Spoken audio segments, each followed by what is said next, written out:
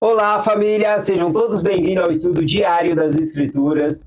Hoje nós vamos finalizar aqui Doutrina e Convênios, sessão 63, tá bom? Vamos começar lendo aqui do versículo 52 em diante. Diz assim: Portanto, por esse motivo pregaram os apóstolos ao mundo a ressurreição dos mortos.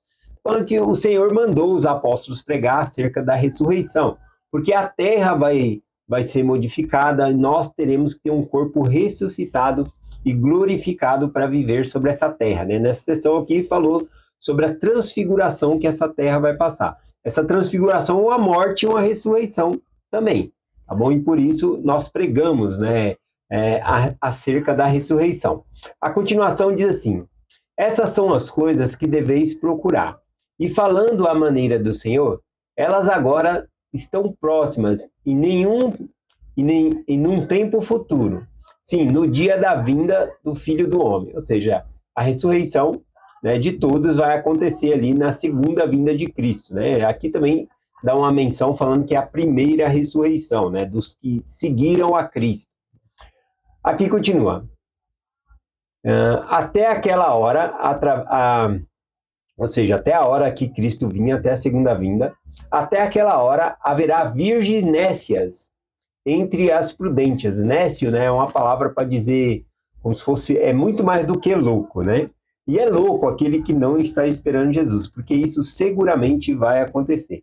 Então, nécias, né, é como se fosse louca, muitas palavras juntas, né, que significado aqui.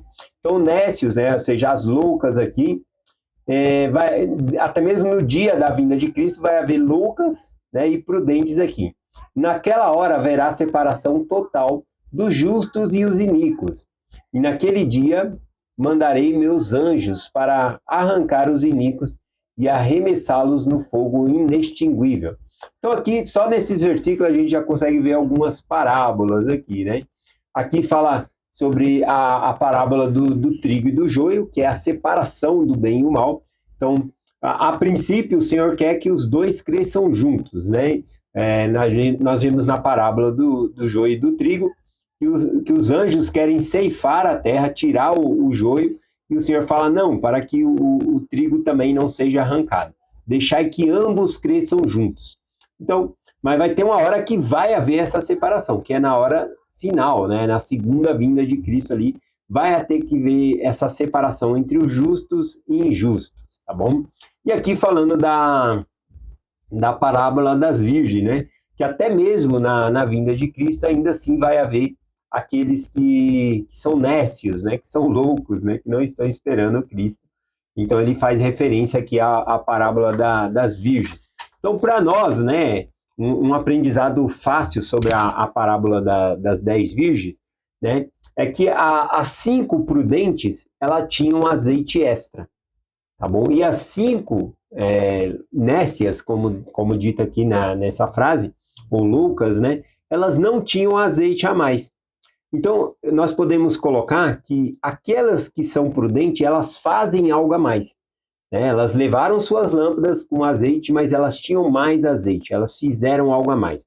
E assim somos nós, para estarmos preparados para a vinda de Cristo, nós podemos fazer algo a mais, tá bom? Não somente ir na igreja, mas poder ajudar as pessoas, cumprimentar as pessoas, ver quem são as pessoas que estão chegando ali, fazê-las bem-vindas. Sempre nós podemos fazer algo mais, tá bom? Não somente ter o azeite, mas ter um azeite extra. Então, é fazer algo a mais, né? Uma das interpretações aí da parábola das 10 virgens. E as prudentes, elas estavam preparadas, esperando o Senhor, e as loucas não tinham ali azeite suficiente na sua lâmpada, e aí não estavam preparadas. Quando voltaram, a porta se fechou, né? A porta da ceia, e acabaram ficando pro lado de fora aqui. Vamos lá, aqui, versículo 55, né, que fala de um dia de advertência. E aqui vai falar sobre Sid Rigdon. E agora eis que em verdade vos digo, eu, Senhor, não estou satisfeito com meu servo Sid Rigdon. Ele exaltou a si mesmo em seu coração e não recebeu o conselho, mas ofendeu o Espírito. Aqui, né, o Senhor, que é conhecedor dos corações, ele falou, que Sid Rigdon, talvez nem as pessoas que estavam do lado dele ali havia percebido, mas porque ele se exaltou no seu coração. Né? Lá dentro dele tinha algo que ele achava que era melhor do que outras pessoas, né? Ou coisa assim. Então, o Senhor conhece os nossos corações, tá bom? E aqui, então, essa revelação pôde ajudar a Sid Rigdon a fazer essa análise dentro de si para poder mudar. Aqui, o versículo 57, também em verdade vos digo, aquele que em seu coração e com humildade desejarem chamar os pecadores ao arrependimento, sejam ordenados com esse poder. Então, está falando do trabalho missionário aqui. Aqui eu achei muito interessante o versículo 58, que diz assim, ó, pois este é um dia de advertência, e não de muitas palavras, pois eu, o Senhor, não serei escarnecido nos últimos dias. Aqui falando, né, é um conjunto de escritura, ele tinha falado sobre pregar o evangelho, e agora ele fala sobre a urgência de se pregar esse evangelho. Então ele fala aqui que é um dia de advertência, não de muitas palavras. Né? O que significa isso? Né? Não, é que não dá tempo mais da gente ficar enrolando, deixando para depois. Ou fazer um sermão grande. É convidar a pessoa para a igreja, simplesmente convida a pessoa a vir para a igreja, convida ela a fazer convênio com o Senhor, apresenta os missionários, tá bom? Então não é um dia de ficar enrolando, fazer um plano, né? Eu vou fazer um plano para ajudar uma pessoa aqui, né? Depois vou conversando com ele, daqui 15 dias eu vou chamar para uma reunião familiar, depois de mais 15 dias eu vou convidar para ir para a igreja. Não, chega de enrolação, convida logo para a igreja, convida a ouvir os missionários. Esse é um dia de advertência, de poucas palavras, né?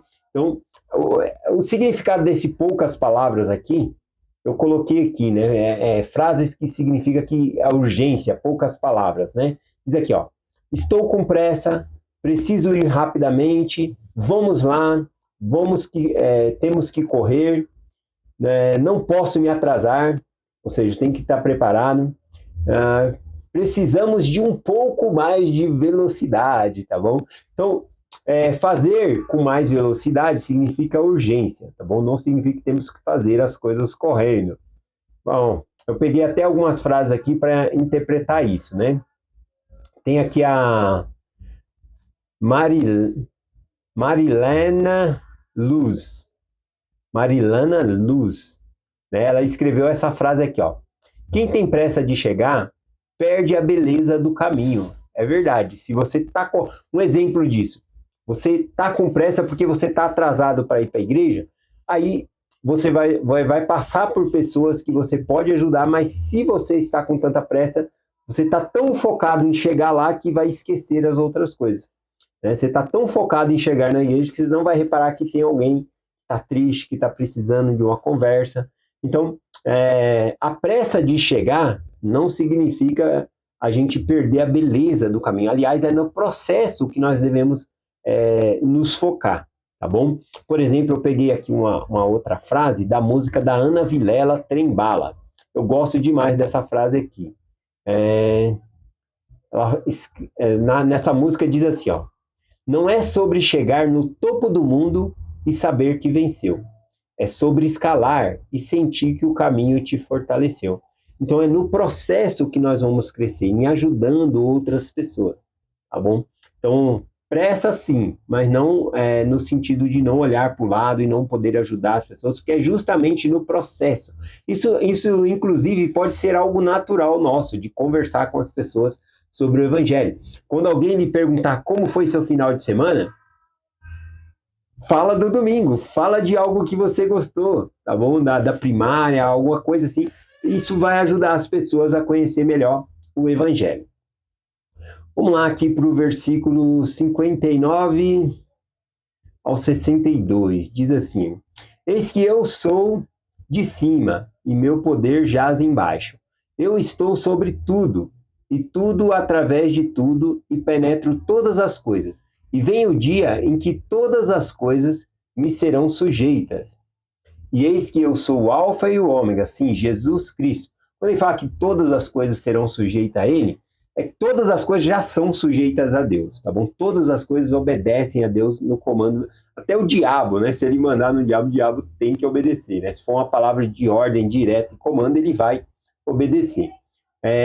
Quando ele fala que nós seremos sujeitos, significa que nós vamos estar com ele. Aqui está falando do milênio, tá bom? No milênio, igual a parábola falou, agora é o joio e o trigo junto, mas no milênio vai ser só o trigo, vai ser só aqueles que realmente buscaram ao Senhor que vão estar no milênio. Aqui continua. Portanto, que todo homem se acautelem e que tomem o meu nome em tomar o meu nome em seus lábios. Aqui está falando sobre falar o nome do Senhor em vão. Né? Também devemos ter cuidado que é um nome sagrado. Pois eis que em verdade eu digo que muitos há que estão sobre esta condenação, ou seja, de falar o nome do Senhor em vão, que usam o nome do Senhor e usam-o em vão, não tendo autoridade. E aqui ele vai falando, né, no versículo 63, portanto, que a igreja se arrependa de seus pecados, e eu, o Senhor, possuí-leis, do contrário serão cortados. Quando aqui fala o Senhor falando, eu vou possuir vocês, ou do contrário, eles terão cortado, vão ser tirados fora. Aqui não é questão que Deus é um namorado ciumento, se você não ficar comigo, não vai ficar com mais ninguém, não é nada disso. Aqui a vida mesmo, só a vida em Cristo, só a vida em Deus. É como se fôssemos um peixe. O peixe fora d'água, ele morre. Então o Senhor está falando, permaneça comigo. Comigo vocês vão ter vida eterna. Então, fora de Deus não tem vida. Aliás, o que é chamado é morte espiritual. É o afastamento da presença de Deus. Tá bom? Então é morte espiritual. Então temos que estar com o Senhor para ter essa vida. Versículo 64, lembrai-vos de que aquilo que vem de cima é sagrado e deve ser mencionado com cuidado por indução pelo Espírito. E nisso não há condenação alguma.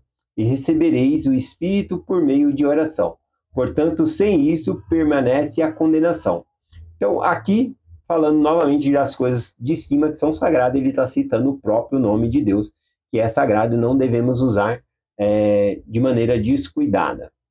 Vamos finalizar por aqui, tá bom? A mensagem, gratidão por terem estudado comigo essa semana aqui, Doutrina e Convênio, né? Nós começamos desde a sessão 60, 61, 62 e 63. Foram 4 sessões que nós estudamos, tá bom? E gratidão por todos os dias nós estarmos estudando juntos. E é essa mensagem que nós compartilhamos em nome de Jesus Cristo. Amém. Até amanhã.